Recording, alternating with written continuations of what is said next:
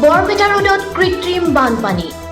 চহৰখনৰ উত্তৰ বৰপেটা ৰোডৰ বাট-পথ নিৰ্মাণ কৰাৰ সময়ত উপযুক্ত নলা নিদিয়াৰ ফলত মানুহৰ ঘৰে ঘৰে গেলা পানীৰে ভৰি পৰিছে। ইপিনে চহৰখনৰ গোবৰ্ধনা উন্নয়ন খণ্ডৰ কাৰ্যালয়, বৰপেটা ৰোড এমই মাদ্ৰাছা বড়ো হাইস্কুল আৰু 827 নম্বৰ মণ্ডল সমল কেন্দ্ৰ প্ৰাথমিক বিদ্যালয়খনো কৃত্ৰিম বানপানীৰ কবলত পৰিছে। বিগত বহু বছৰ ধৰি বৰপেটা ৰোড চহৰত এজাক বৰষুণতেই কৃত্ৰিম বানপানীৰ সৃষ্টি হৈ আহিছে, কিন্তু কোনো গুৰুত্ব নাই বিভাগীয় কৰ্তৃপক্ষৰ।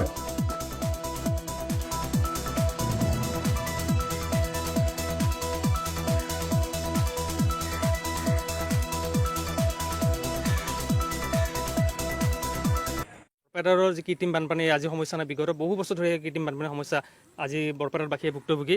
আৰু ইয়াৰ মূলত হ'ল আমাৰ যিসমূহ নলা, সেই নলাসমূহ এছাম ঠিকাদাৰে যি আধা অৱস্থাৰে এৰি যোৱাৰ ফলত আজি সেই নলাসমূহ আজি সম্পূৰ্ণকৈ গঢ়ি উঠা নাই, যাৰ ফলত পানীসমূহ জমা হৈ থাকিব লগা হৈছে। আৰু বিশেষকৈ আমাৰ বৰপেটা ৰোডৰ উত্তৰ বৰপেটাৰ বাসী বিশেষকৈ এই কৃত্ৰিম বানপানীৰ কবলত। আৰু কণ্ঠ বৰপেটা ৰোড, আপোনাৰ কণ্ঠ